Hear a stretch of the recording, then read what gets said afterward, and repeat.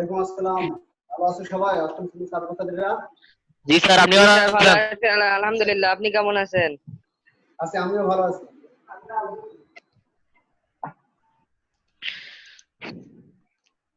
আজকে ক্লাসের ধারাবাহিকতায় আজকে হবে আমাদের হচ্ছে বাবুরের মহত্ব, এই কবিতাটি, তাই না? জি স্যার। হ্যাঁ, সবাই একটু এই কবিতাটা বের করো। হ্যাঁ, বাবুরের মহত্ব, বাংলা সাহিত্যের 102 পৃষ্ঠায় দেখো সবাই। পেয়েছো সবাই?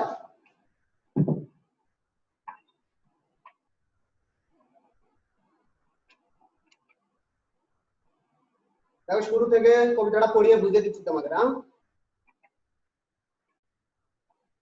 বাবুরের মহত্ব এখানে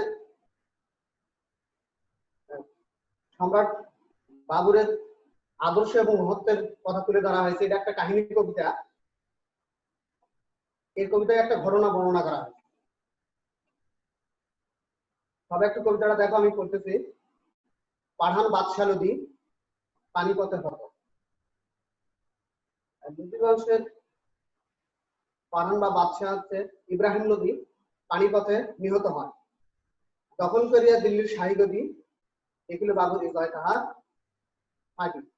এভাবে যখন সিংহাসন দখল করলেন সম্রাট বাবুর, তারপর তিনি দেখলেন যে আসলে তার এই জয়টা প্রকৃত জয় নয়, এটা মূলত এখনো ফাঁকির মধ্যে রয়েছে। প্রকৃত হবে তিনি, যেহেতু তিনি মানুষের মন জয় করতে পারেননি, সেহেতু জয়টা তার কাছে এখনো ফাঁকির মতো বা ছলনার মতো। ভারত যাদের তাদের জিনিতে এখনো রয়েছে বাকি। অর্থাৎ ভারত যাদের বলতে এখানে ভারতের সাধারণ জনগণকে বোঝানো হয়েছে। অর্থাৎ তাদের মন জয় করতে এখনো বাকি রয়েছে, জিনিতে বা জয় করতে, তাদের মন জয় করতে। কেননা সম্রাট বাবর শুধুমাত্র কেবল মাত্র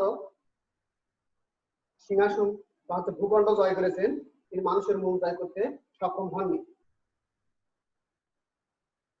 পরের অংশ দেখো, গর্জিয়া উঠিল সংগ্রাম সিং দিনেছে মুসলমান। সংগ্রাম সিং হচ্ছে এদিকে মানে গর্জিয়া উঠে বলতেছে যে মুসলমান জয়ী হয়েছেন, এ জয়ে আমরা মানি না বা মানবো না। জয়ী বলিব না এ দেহের হইতে প্রাণ। অর্থাৎ আমাদের দেহে প্রাণ থাকতে আমরা এই জয়টাকে কোনো ভাবেই মেনে নেব না। তোমরা আমার কথা বুঝতে পারতেছো?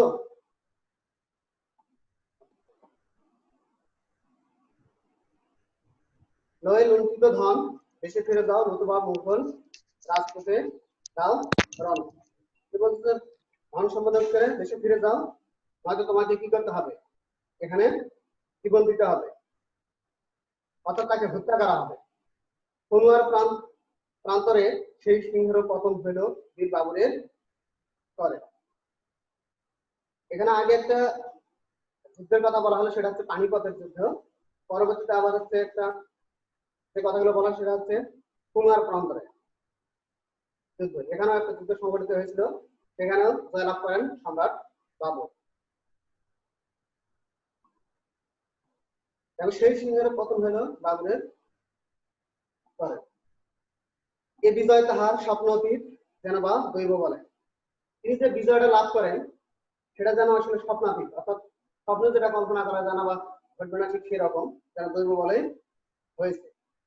সারা উত্তর ভারত আসিল বিজয়ের করতালে। সমগ্র ভারতে তিনি ভারতবর্ষটায় বিজয় করে নিলেন, অর্থাৎ মুঘল সাম্রাজ্য প্রতিষ্ঠা করলেন সম্রাট বাবর। কবরের সাহিত্য কৃতজ্ঞ দৌলত। এখানে একজন ব্যক্তির কথা বলা হচ্ছে, দৌলত। তিনি তাকে কৃতজ্ঞ বলা হয়েছে, অর্থাৎ উপকারীর অপকার করে। যে তিনি ভারত আক্রমণ করার জন্য এই বাবরকে আহ্বান করেছিলেন। পরবর্তীতে তিনি আসলে এই সম্রাট বাবরের সঙ্গেও বিশ্বাসঘাতকতা করেছেন, এই জন্য তাকে কৃতজ্ঞ বলা হয়েছে। বাবরের আর নাই কোনো প্রতিরোধ, অর্থাৎ শত্রুরা আসলে মরে গেছে, বাবরের আর কেউ প্রতিরোধ করবার নেই, এরকম ধারণা করা হচ্ছে। দস্যুর মতো তুষ্ট না হয় লুঠিত সম্পদে যাকে বলেছে মুঘল সিংহ দিল্লির মস্তক। অর্থাৎ দস্যুরা সাধারণত যুদ্ধক্ষেত্র থেকে বা কোনো কিছু জয় করে সেখান থেকে ধন সম্পদ লুট করে বা কেড়ে নেয়, কিন্তু তিনি সেই কাজটা না করে আসলে সিংহাসন থেকে বসেছেন বা সিংহাসনটা আহরণ করেছেন। মাটির দখলে খাঁটি জয় নয়, বুঝেছে বিজয়ী বীর। এবং তিনি ভূখণ্ড বা রাজ্য জয় করার পর এটা অনুধাবন করেছে যে আসলে ভূখণ্ড জয় করাটা আসলে প্রকৃত জয় নয়। বিজিতের বিধি দখল করিবে এখন করেছে স্থির। আর এ কারণে বিজিতের বলতে এখানে পরাজিতদের বোঝানো হয়েছে বা রাজ্যের প্রজাদের, তাদের হৃদয় জয় করবে এ ব্যাপারে তিনি মনস্থির করেছেন। প্রজারঞ্জনে বাবুর গিয়াছেন, আর এই কারণে তিনি প্রজার মন তুষ্ট করার দিকে মন দিয়েছেন। হিন্দুর রীতি জিনিবার লাগি করিতেছে সুশাসন।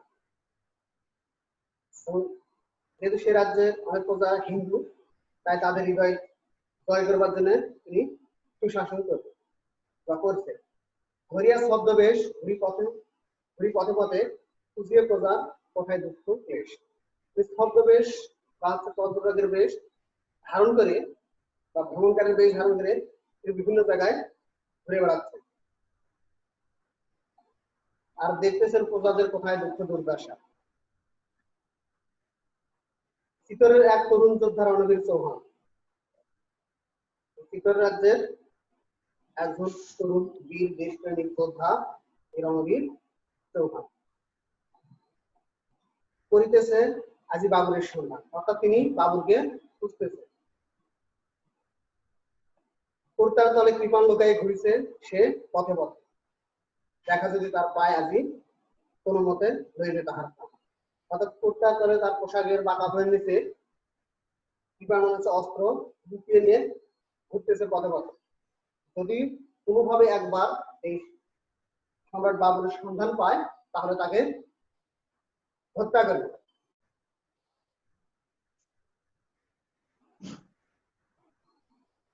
দেখো, শুনিতে তাহার খালিত করিবে চিতরের অপমান।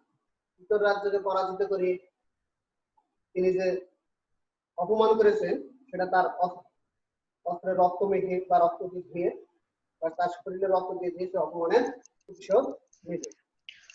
স্যার খালিত মানে কি? হ্যাঁ বলো। খালিত মানে কি? খালিত খালিত মানে হচ্ছে মনে করো ধোয়া বা পরিচ্ছন্ন করা বা মাখা এরকম। আর শুনিতে মানে হচ্ছে রক্ত বা রক্ত দিয়ে। হ্যাঁ, এরকম কোনো শব্দার্থ বুঝতে অসুবিধা হলে একটু জিজ্ঞেস করবে। হ্যাঁ, দাঁড়ায় যুবক দিল্লির পথ পাশে, লক্ষ্য করিছে জনতার মাঝে কে বা যায় কে বা আসে। আর এই রণবীর চৌহান যুবক বলতে এখানে তাকে বোঝানো হয়েছে, তিনি রাস্তার পাশে দাঁড়িয়ে এই লক্ষ লক্ষ জনতার মধ্যে দেখতেছেন যে কে যাচ্ছে কে আসতেছে, অর্থাৎ এই লোকগুলোর মধ্যে সম্রাট বাবুরকে পাওয়া যায় কিনা। হেনকালে ঠিক সেই সময় এক মত্ত হস্তি, মত্ত মানে মাতাল বা পাগল হাতি ছুটিল পথের পরে, পথ ছেড়ে সবে পালায় গেল ডরে। আর এই যখন হাতিরা পথের মাঝে ছোটাছুটি শুরু করলো তখন তারা প্রতীক ছিল সবাই পথ ছেড়ে পালিয়ে গেল বা সরে গেল ভয়ে। সকলেই গেল সরি, কেবল এক শিশু রাজপথে রহিল ধুলায় পড়ি। সবাই সরে গেলেও একটা শিশু শুধুমাত্র রাজপথে পড়ে রইল, যে পালাতে পারলো না। এ পর্যন্ত পড়লাম, দেখো দেখি কোনো সমস্যা আছে নাকি বা কোনো শব্দার্থ।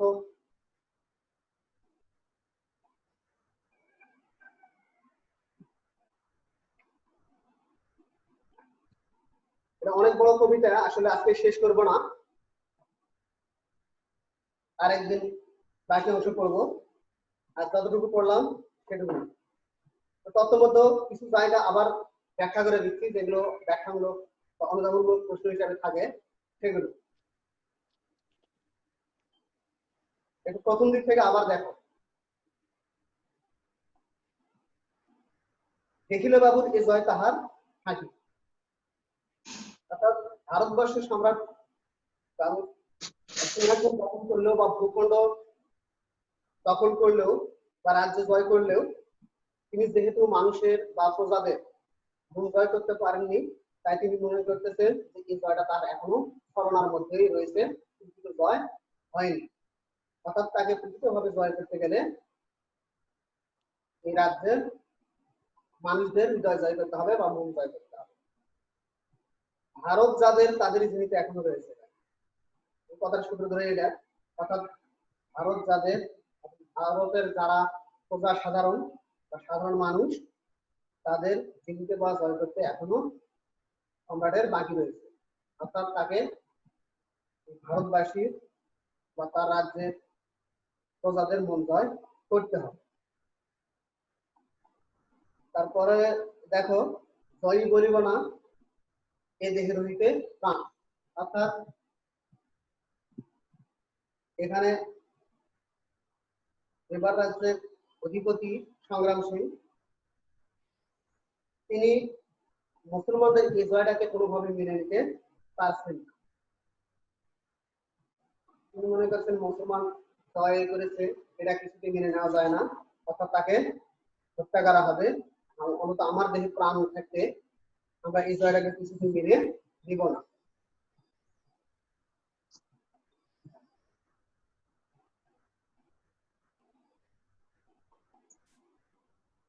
সেই সিংহেরও পতন হইল বীর বাবুরের ঘরে, অর্থাৎ হাতে। সংগ্রাম সিংহ হচ্ছে একজন মেঘরাজ্যের অধিপতি, তিনি একজন দেশপ্রেমিক বীর যোদ্ধা, কিন্তু তার এই বীরত্বের কারণ পরেও আসলে এই সম্রাট বাবরের কাছে পরাজয় বরণ করেছে।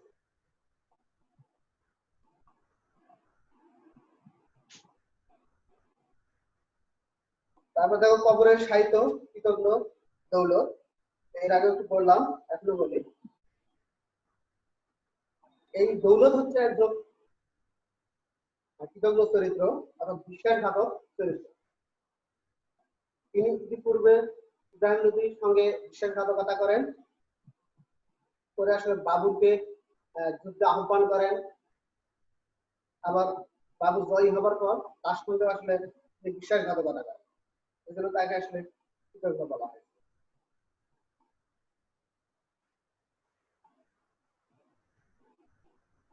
তারপরের লাইন দেখো, বীরদের হৃদয় দখল করিবে এখন করেছে স্থির। অর্থাৎ এখন বাবুর যে কাজটা করবেন সেটা হচ্ছে তার মুঘল সাম্রাজ্যের সেই রাজ্যে যারা প্রজা রয়েছে তাদের মন জয় করবে, শুধু মাটি জয় নয়, এদিকে তিনি মন স্থির করেছে। এটার সঙ্গে একটা মিল রয়েছে, পরবর্তী লাইনটা দেখো, প্রজারঞ্জনে বাবুর গেছে। অর্থাৎ তিনি প্রজাদের মন কিভাবে তুষ্ট করা যায় বা সন্তুষ্ট করা যায়, তাই তিনি সেদিকে মন দিয়েছেন। তাদের দুঃখ কষ্ট দুর্দশা দেখে তিনি তাদের সাহায্য করবেন বা সেভাবে তার রাজ্য শাসন করবেন।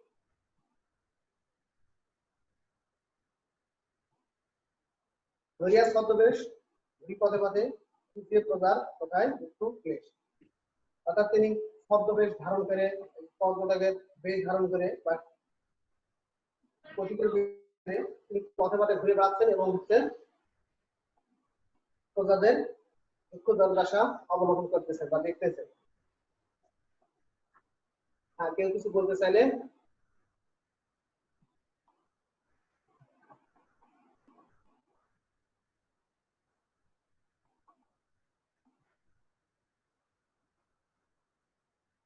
তারপর চিতরের এক তরুণ যোদ্ধা রণবীর চৌহান, অর্থাৎ রণবীর চৌহানের পরিচয় অনেক সময় লাগে। তিনি একজন দেশপ্রেমিক বীর যোদ্ধা চরিত্র, করিতেছে আজি বাবুরের সন্ধান। অর্থাৎ তিনি আবার হচ্ছে বাবুরকে কেন সন্ধান করতেছেন, এ ধরনের প্রশ্ন হয়ে থাকে। এই রণবীর চৌহান পরাজিত হয়ে এই পরাজয়টাকে মেনে নিতে পারেন না বলে বাবুরকে হত্যা করবেন, আর এই কারণেই তিনি পথে পথে বাবরের সন্ধানে ঘুরতেছেন।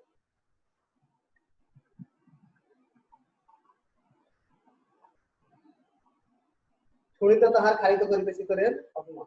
অর্থাৎ চিতর রাজ্যকে পরাজিত করে তাকে যে অপমান করা হয়েছে সে অপমানের প্রতিশোধ নেবেন এই রণবীর চৌহান। পথ ছেড়ে সবাই পালাইয়া গেল ডরে। অর্থাৎ এখানে পথ ছেড়ে সবাই পালিয়ে কেন গেল, এ ধরনের প্রশ্ন থাকে। আসলে যেহেতু রাস্তার উপরে একটা মস্ত হাতি, পাগল হাতি বা মাতাল হাতি ছোটাছুটি করতেছিল, আর এই হাতিটা পায়ের নিচে চাপা পড়ে যেহেতু আহত হতে পারে কিংবা মারা যেতে পারে, এ ভয়ে যারা সাধারণ মানুষ তারা আসলে সবাই ছুটিয়ে পালিয়ে যাচ্ছে। কিন্তু একটা ছোট বাচ্চা শুধুমাত্র পড়ে রইল, সে তো আসলে পালাতে পারছে না।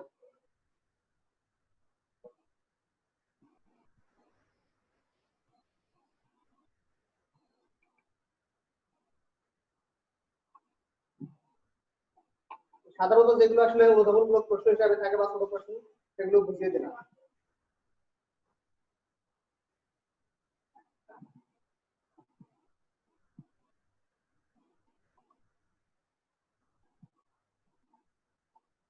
এখান থেকে দেখো একটু আসলে কিছু পরিচয় আমাদের জানার দরকার, শুরুতে বলে দিতে চাইলাম, তো যাকে এখন বলি একটু। বললাম যে আসলে বাবুর, সম্রাট বাবুর, তার আসলে প্রকৃত নাম এটা না, প্রকৃত নাম হচ্ছে জহিরুদ্দিন মোহাম্মদ। তিনি বাবুর নামে আসলে সমধিক পরিচিত। বাবুর শব্দের অর্থ হচ্ছে শিল্প। তিনি মাত্র 11 বছর বয়সে সিংহাসন আহরণ করেছিলেন, বসেছিলেন মধ্য এশিয়া। আর এই অল্প বয়সে সিংহাসন আহরণ করার কারণে তিনি আসলে দুবার তার সিংহাসন হারান। তারপর তিনি নিজ দেশ ত্যাগ করে আবার তিনি আফগানিস্তানে চলে আসেন। তারপর ভারতে পানিপথের যুদ্ধে হচ্ছে ইব্রাহিম লোদিকে পরাজিত করে তিনি দিল্লির সিংহাসন আহরণ করেন। তারপরে আবার তিনি হচ্ছে মেবার রাজ্যের সংগ্রাম সিংহকে পরাজিত করেন। করে তিনি ভারতে এক বিশাল সাম্রাজ্য বা রাজ্য প্রতিষ্ঠা করেন। এই হচ্ছে সংক্ষেপে বাবুর বা জহিরুদ্দিন মোহাম্মদ বাবুরের পরিচয়। তারপর একজন আমরা আর একটা পরিচয় পেয়েছি এখানে, যে হচ্ছে ইব্রাহিম লোদি। তিনি ভারতের আসলে লোদি বংশের শেষ পাঠান সম্রাট ইব্রাহিম লোদি তার নাম। তারপর একটা হচ্ছে পানিপথ রয়েছে, এটা একটা যুদ্ধক্ষেত্র, এটা হচ্ছে দিল্লির উত্তর পশ্চিমে অবস্থিত। এখানে বেশ কয়েকটি টিভি যুদ্ধ অনুষ্ঠিত হয় আর কি এই পানিপথে। তারপরে সংগ্রাম সিংহের কথা বলেছি, বা এই চরিত্রটা আমরা পেয়েছি। সংগ্রাম সিংহ হচ্ছে এই রাজপুতানা জাতির অন্তর্গত মেবার রাজ্যে একজন অধিপতি বা সম্রাট। তিনি খুলনার প্রান্তরে এই বাবরের কাছেই পরাজিত হন। আরেকটা পরিচয় এখানে আমরা পাচ্ছি, যেমন হচ্ছে কৃতজ্ঞ দৌলত। বাবুর ভারত আক্রমণ কালে ইব্রাহিম লোদি পাঞ্জাবের সে সময় শাসক ছিলেন। তিনি নিজের শত্রু ইব্রাহিম লোদির সঙ্গে বিশ্বাসঘাতকতা করেন, যে কথাগুলো আগেও বললাম। পরে তিনি এই সম্রাট বাবুরকে ভারত আক্রমণের জন্য আহ্বান করেন বা ডাকেন। পরে তিনি এই বাবুরের সঙ্গে আবার বিশ্বাসঘাতকতা করেন। এটা আসলে একটা বিশ্বাসঘাতক চরিত্র। আরেকটা জায়গার নাম আমরা ওখানে পেয়েছি কবিতায়, সেটা হচ্ছে খুলনার প্রান্ত। এটা আগ্রা হচ্ছে পশ্চিমে অবস্থিত, এটা একটা যুদ্ধক্ষেত্র। তারপর আমরা হচ্ছে চিতরের পরিচয় পেয়েছি। এই রাজপুতানা মেবার রাজ্যের আসলে রাজধানীটাই হচ্ছে চিতর। রাজপুতানা জাতি বিশেষ অন্তর্গত মেবার রাজ্যের রাজধানী হচ্ছে চিতর। আরো একটা পরিচয় আছে, সেটা হচ্ছে রণবীর চৌহান। এই রাজপুত জাতির একটি প্রাচীন শাখার নাম আসলে চৌহান। তো এখানে একজন যুবককে বোঝানো হয়েছে চৌহান। তিনি একজন হচ্ছে দেশপ্রেমিক, তিনি বাবুরকে হত্যা করতে চেয়েছিলেন। এই হচ্ছে সংক্ষেপে সংক্ষিপ্ত চরিত্রগুলো বা কিছু স্থানের পরিচয়।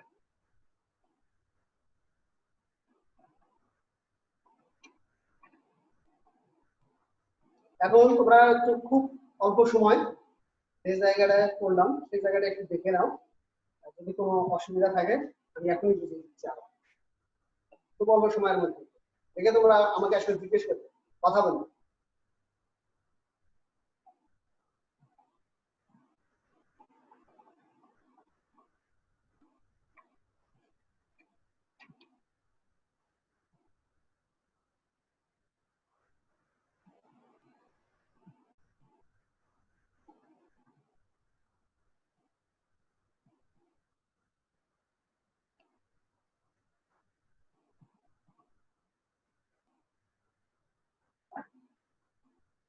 কোনো সমস্যা নেই তোমাদের? আমি তারপরেও শব্দ অর্থগুলো আরেকবার বলে দিচ্ছি। এখানে প্রথম লাইনে বা দ্বিতীয় লাইনে আমরা পাচ্ছি ক্ষত। হ্যাঁ বলো।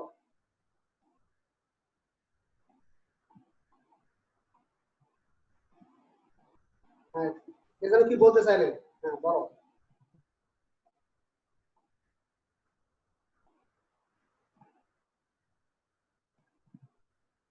আচ্ছা ঠিক আছে, আমি শব্দ অর্থগুলো আবার বলে দিচ্ছি। ক্ষত মানে হচ্ছে নিহত। আর শাহী গদি বলতে এখানে সিংহাসন কে বোঝানো হয়েছে, অর্থাৎ সম্রাটরা বা রাজা বাদশারা যেখানে বসে রাজ্য শাসন করেন সে জায়গা। হাঁকি বলতে আসলে ছলনা। জিনিতে বলতে জয় করতে। যেগুলো শুধু লাগবে সে ধরনের শব্দ অর্থগুলো বলে দিচ্ছি। দেখো, গর্জিয়া উঠলো, গর্জিয়া ওঠা মানে একটু আসলে চিৎকার করে ওঠা বা হচ্ছে মানুষের সঙ্গে কোনো কিছু বলা। জিনিস মানে হচ্ছে জয় করেছো এরকম। দেহে বলতে আসলে দেহে শরীরে। লয়ে বলতে এখানে নেওয়াকে বোঝানো হয়েছে। লুঞ্জিত বলতে আসলে বুট করে। এখানে রাজপুত বলতে এখানে রাজপুত একটা হচ্ছে জাতি গোষ্ঠী, রাজপুত ওরা রাজা ছেলেরা এরকম। রণ মানে হচ্ছে যুদ্ধক্ষেত্র, যুদ্ধ। প্রান্তর মানে হচ্ছে মাঠ। পতন হওয়া মানে হচ্ছে পরাজিত হওয়া। স্বপ্নাতীত মানে যেটা স্বপ্নেও কল্পনা করা যায় না যে হবে বা ঘটবে, পাওয়া যাবে এরকম, সেটা দৈব বলে। বলতে আসলে দৈব বলতে আমরা একটা অলৌকিক শক্তিকে বুঝি। অলৌকিক কোনো কিছুর মাধ্যমে যেন ঘটেছে। সাহিত্য মানে শুয়ে আছে, কৃতজ্ঞ যে হচ্ছে উপকারীর অপকার করে।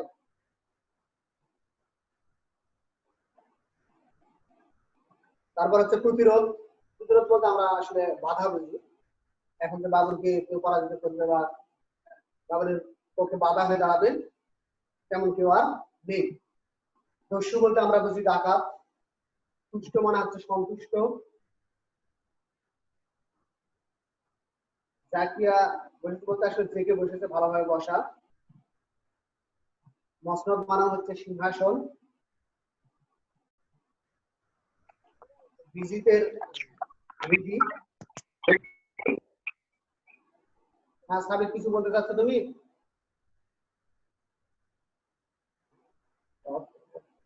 বিজিতের বলতে আসলে পরাজিতের, যারা পরাজয় বরণ করেছে তাদের। বিধি বলতে হৃদয় স্থির করা, মানে একটি সিদ্ধান্ত গ্রহণ করা। প্রজার অঞ্জনে মানে প্রজার হচ্ছে মন সন্তুষ্টিতে। তারপর জিনিবার বলতে আসলে জয় করবার। সুশাসন মানে সভ্য, সুশীল, ভালো, সুন্দর শাসন এরকম। ছদ্মবেশ বলতে আমরা আসলে পরিস্থিতি অনুপাতে একটা বেশ ধারণ করা, সেভাবে চলা এরকম বুঝি। দুঃখ ক্লেশ মানে হচ্ছে কষ্ট।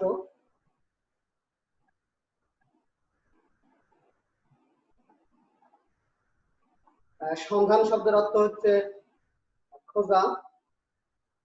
কুর্তার বলতে আসলে শরীরের পোশাক। কৃপান মানে অস্ত্র। সুনিতে মানে হচ্ছে রক্তে। খালিত মানে পরিচ্ছন্ন করে বা ধুয়ে বা ঘরে এরকম।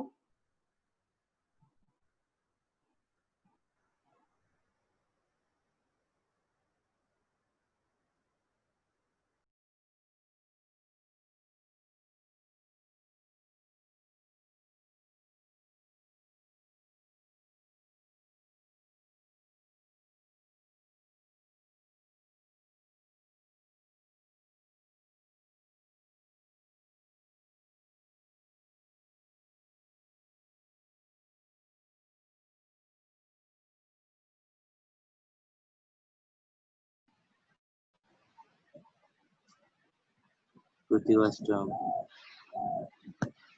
এই স্পিকার অফ কর, স্পিকার অফ কর। কি আছে? ভাই স্পিকার অফ কর। ভাইয়া তুমি আগে করো। আমি তো করছি শালা, তোরা কর, আমি করতেছি।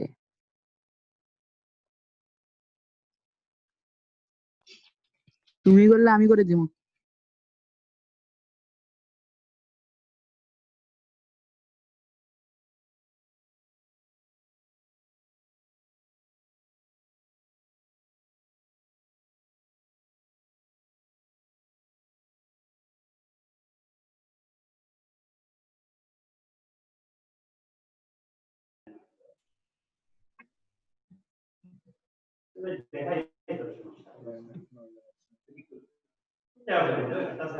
তবে শেষের দুই লাইনের শব্দের অর্থগুলো বলে দিচ্ছি।